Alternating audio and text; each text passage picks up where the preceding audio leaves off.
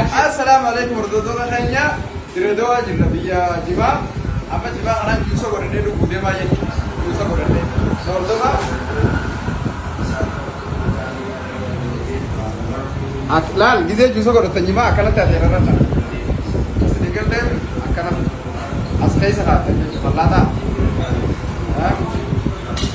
ماشينا جوسا أنا هاي ستيكم تجيب كابولا مؤمنة عبدالله مؤمنة موجود لا أنا نقدر كيلو ما جاتنا تجرب أكثر قدر أسقوده سنة قدر أسيرة جوسا شوفا كتفانا كنا إنتاج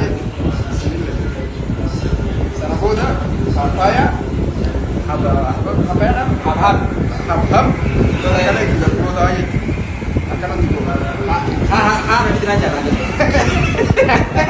Amalle avocado itti goota jechuudha. Avocado itti goota. Hundarraa waa jechuudha itti qotu godhatan akkuma qiyaasa keessatti. Akka qiyaasa keessatti fayyadamaanis. Hayi amma kunis paappaayadha. Paappaaya kanaas itti gootanii jechuudha. Paappaaya itti goota. Sana booda Avocado. itti goota. Sana booda amboa.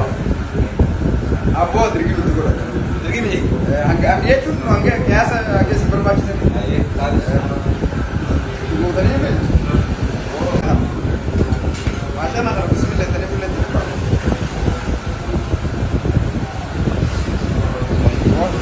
Sana booda bismillah tani.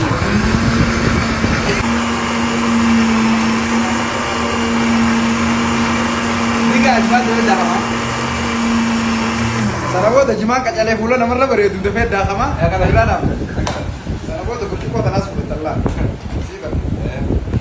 Siidana fudhatanii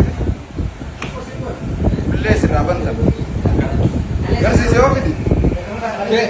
Wah ini bangkat lagi mak. Masya Allah, tabarakallah.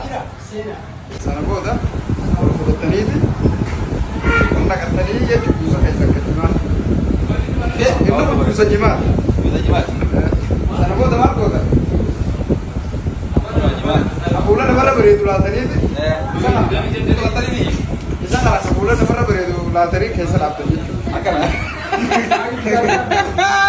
Sana booda Ayo. bismillah. Bismillah. Magasee door bismillah. Masya Allah.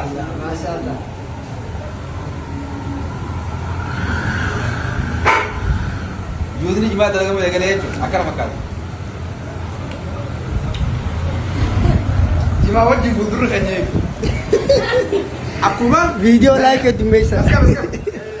akkuma hayyoonni argee jimaa qabee qubee isinii toshee alaabaa isinii toshee wanta isinii toshetti kuullee Oromoo tan agartee qubee afaan Oromoo tan duraanii san ta'e ija isinii banne saniin kuullee amma uumamte tanaan ija duraan qubeen isinii banne san isinii kuullee isin bareechinaa jechuudha. Akka sirri bareeddanitti.